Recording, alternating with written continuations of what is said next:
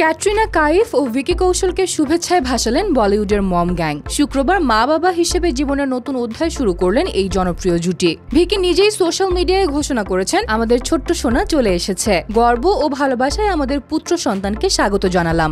সঙ্গে যুক্ত করেছেন ওম ও আশীর্বাদ ধন্য শব্দ দুটি। খবর প্রকাশ্যে আসার পর থেকেই বলিপাড়ায় শুভেচ্ছার ঢল নেমেছে।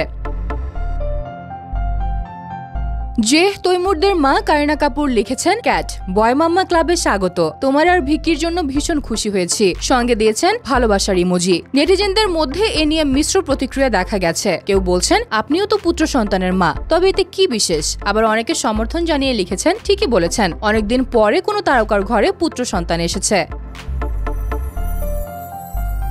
মার্কিন যুক্তরাষ্ট্র থেকে প্রিয়াঙ্কা চোপড়া ও সোনম কাপুরও নতুন বাবা মাকে একরাশ শুভেচ্ছা পাঠিয়েছেন। প্রিয়াঙ্কা লিখেছেন, দারুণ খুশি হয়েছি, অসংখ্য শুভেচ্ছা। বলিপাড়ায় এই শুভেচ্ছা ছড়িয়ে দিয়েছেন অনিল কাপুর, নেহা ধুপিয়া, কারিশমা কাপুর সহ আরো অনেকে। হবু বাবা রাজকুমার রাও বলেছেন, ভিকি ক্যাটরিনা, এর থেকে অসাধারণ অনুভূতি আর কিছু হতে পারে না। ঈশ্বর তোমাদের মঙ্গল করুন, আর খুদেকে আমার ভালোবাসা।